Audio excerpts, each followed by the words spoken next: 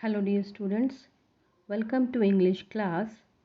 Today we will do the remaining part of the story Ishwaran the Storyteller, chapter number 3 from your book Moments.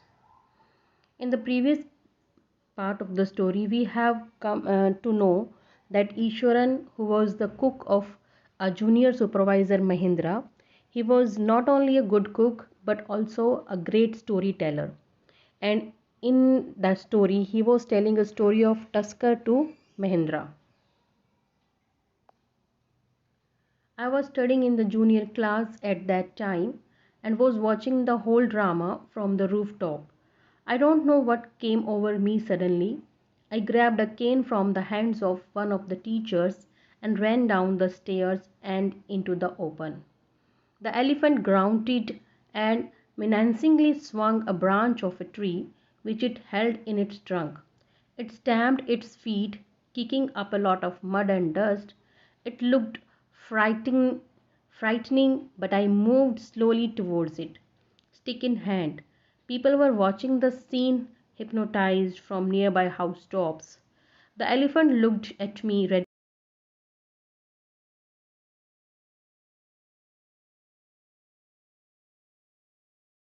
I word is used by Ishwaran for himself.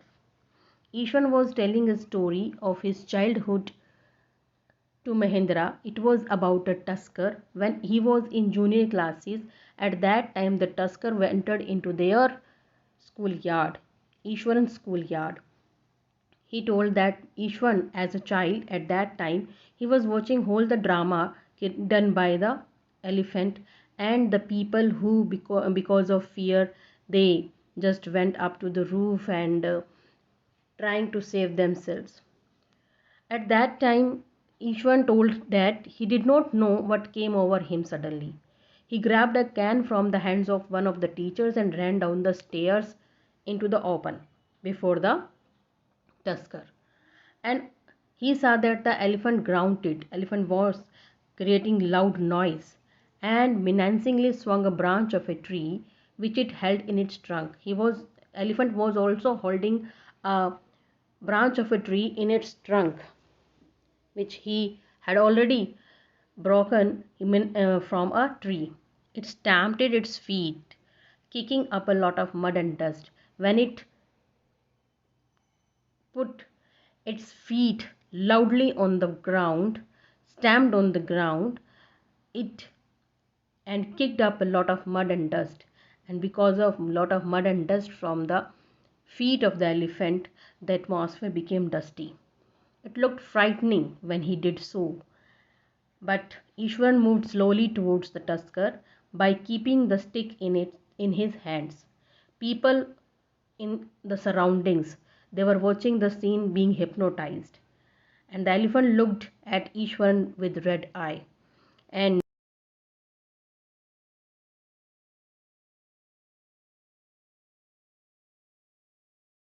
trunk and trumpeted loudly, means cried loudly. At that moment I moved forward and mustering all my force, whacked its tired toenail on the quick. The beast looked stunned for a moment, then it shivered from head to foot and collapsed. At this point Ishwan would leave the story unfinished and get up mumbling, "I'll be back after lighting the gas and warming up the dinner." Mahendra, who had been listening with rapt attention, would be left hanging. So at that time, Ishwan told him that he hit with his can which he was carrying in his hand. He hit at the third toenail of the beast with his full effort, and at that made the animal shivered, and the animal instantly collapsed from there, instantly fled from there. After this, Ishwan did not say anything, and he kept the story unfinished and got up from there by saying that he was going to warm up the dinner. Mahendra, who was listening with care, with listening with attention, now he was disturbed what would happen, to think. He was forced to think what would happen the next. When he returned, Ishwan would not pick up the thread of the story right away. Mahendra would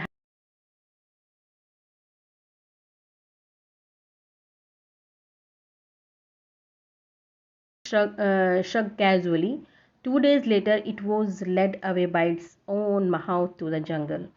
Well, how did you manage to do it, Ishwaran? How did you bring down the beast? It has something to do with the Japanese art. I think Sir Karate or Jiu-Jitsu is it's called. I had read about it somewhere. It temporarily paralyzes the nervous system, you see. So when came back after warming up the dinner, Mahendra asked the question, or Mahendra asked him to carry on the story. He did not carry the story from the right thread which he left, but he told that a veterinary doctor was called and the animal was taken uh, to revive, and after 2 days the mouth of animal took him back to the jungle. Then Mahendra asked, how did he manage all these things? So Ishwan told that it was not a managing, it was just a technique. It was an art, Japanese art, karate or jujitsu, and he used that art to control the beast.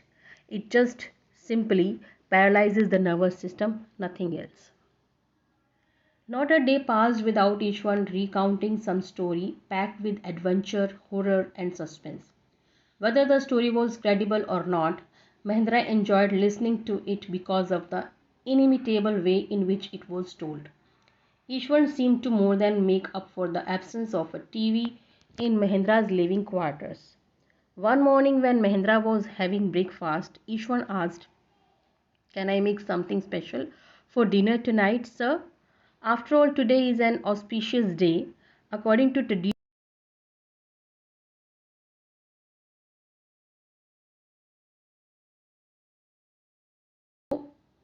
Ishwaran was very much skilled storyteller, and almost daily he was ready with some cooked up story packed with adventures, horrors, and suspense. Whether the story was credible or not, but Mahendra on the whole enjoyed listening to it because of the inimitable way in which it was told. Inimitable way means the very interesting and dramatic way in which Ishwan told the story. By that way only, Mahendra listened to him interestingly. Ishwan seemed to more than make up for the absence of a TV in Mahendra's living quarter. It was a good substitute of TV for Mahendra. One morning when Mahendra was having breakfast, Ishwan asked, can I make something special for dinner tonight, sir? After all, today is an auspicious day. And according to the tradition, they prepare various delicacies to feed the spirits of our ancestors today. So when Mahendra was asked to make a special dinner that night, he accepted. That night, Mahendra enjoyed the most delicious dinner and complimented Ishwaran for his culinary skill means cooking skills. He seemed very pleased by, but unexpectedly launched into a most garish account involving the supernatural. You know, sir, this entire factory area we are occupying was once a burial ground, he started. Mahendra was jerked out of the pleasant reverie he had drifted into the satisfying meal. I knew on the first day itself when I saw a human skull lying on the path. Even now I come across a number of skulls and bones, Ishwan continued.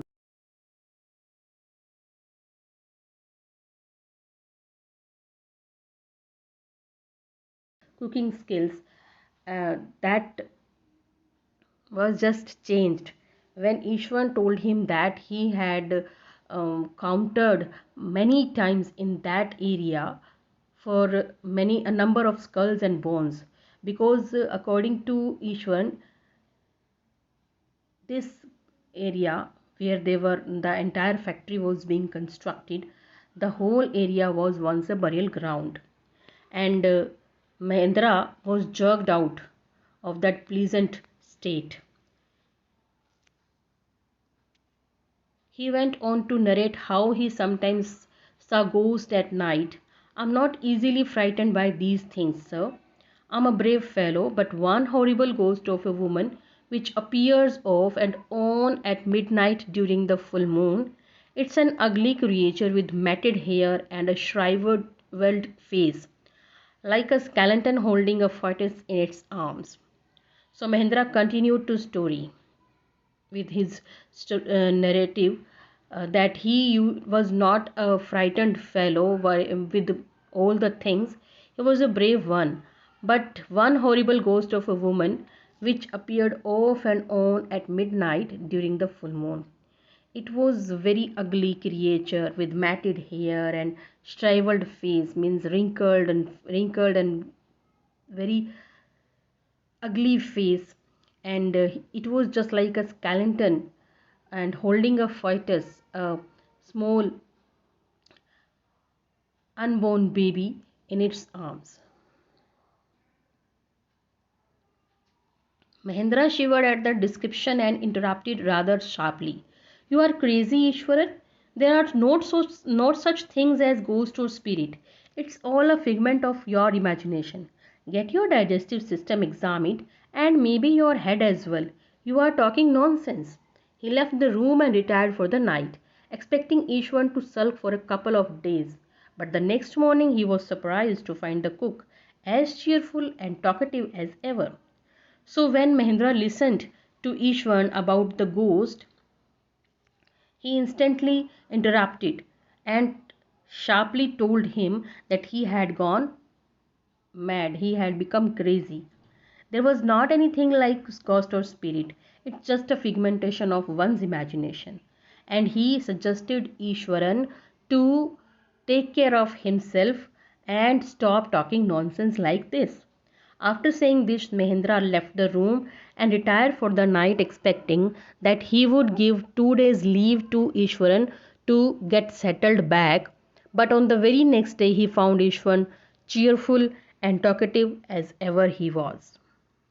From that day on, Mahendra, for all his brave talk, went to bed with a certain unease. Every night he peered into the darkness outside through the window next to his bed, trying to make sure that there was no movement of dark shapes in the vicinity. But he could only see a sea of darkness with the twinkling lights of the factory miles away. He had always liked to admire the milk white landscape on full moon nights, but after hearing Ishwan's story of the female ghost, he avoided looking out of his window altogether when the moon was full. From that day, Mahendra, for all his brave,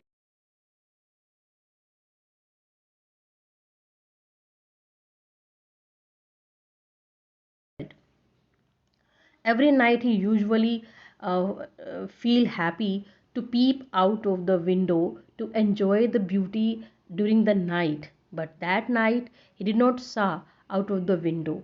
He just saw a sea of darkness with twinkling lights of the factory miles away. He had always admired the milk white landscapes during full moon nights, but after hearing Ishwan's story, he dare not to see altogether to see out of the window altogether when the moon was full. One night Mahendra was woken up from his sleep by a low moan close to his window. At first he put it down to a cat prowling around for mice, but the sound was too guttural for a cat.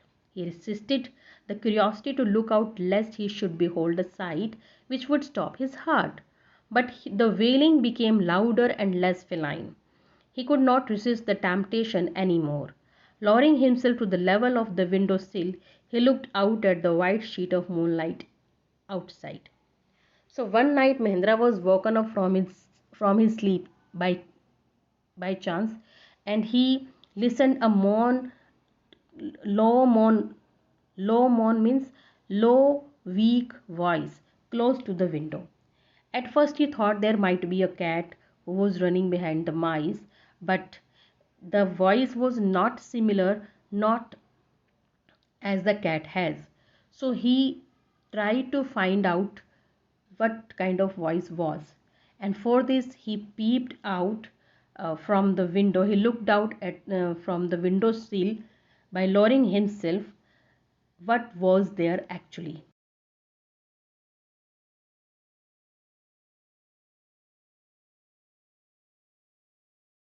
cloudy form clutching a bundle. Mahendra broke into a cold sweat and fell back on the pillow, panting. As he gradually recovered from the ghastly experience, he began to reason with himself and finally concluded that it must have been some sort of autosuggestion, some trick that his subconscious had played on him. So, Mahendra, after looking out of the window, Mahendra found that it was a dark, cloudy form and it was clutching a bundle, carrying a bundle. Mahendra broke into cold sweat. Now he got fear, feared, got afraid, and he just fell back on the pillow and panting and shivering what he should do. Gradually, he recovered from his ghastly experience and began to reason with himself. It means he tried to convince him that there was nothing like this.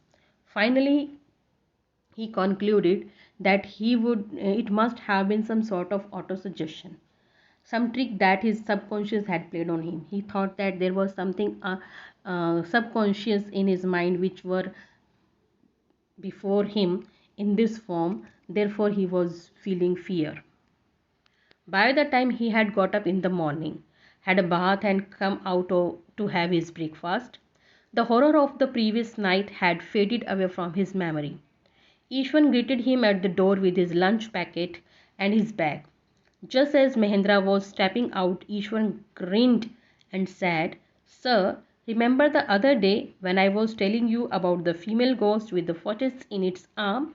You were so angry with me for imagining things. Well, you saw her yourself last night. I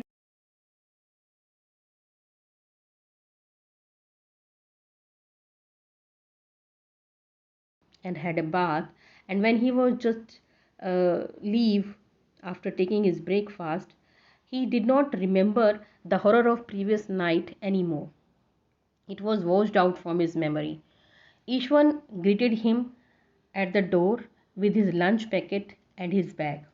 At that time, Mahendra, when he was stepping out, Ishwan grinned, smiled, cunning smiled, cunningly smiled, and said, "Sir, remember the other day when I was telling you about the female ghost with the fetus in his arms?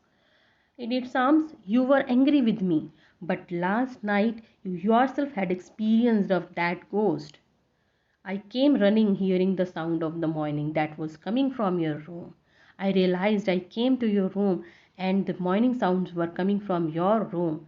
I hope you have come to know about the truth of the female ghost last night." A chill went down Mahendra's spine. Mahendra was shocked with fear and confusion. He did not wait for Ishwan to complete his sentence. At that time, he hurried away to his office, and along with he was handed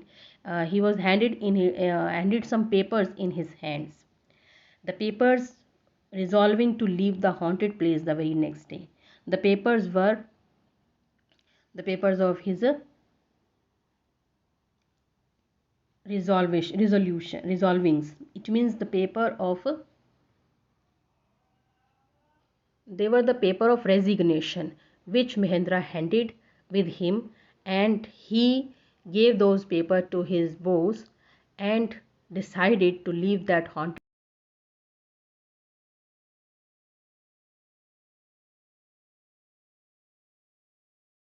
uh, Fear does not exist anywhere but in ourselves. So when we realize this fear, we start to feel fear. When we control this fear, when we overcome this fear, then we also count it as a brave one. Ishwan was a good storyteller, and by his art of storytelling, he created fear in the mind of Mahendra. And because of that fear, by ripening that fear into his mind, Mahendra felt actual fear, which was not actual, which was also imaginative, which was also just a figmentation, but still Mahendra got afraid of the ghost as Ishwan wanted him to be afraid of. So fear just lies in ourselves, nothing else. Thank you. Have a nice day.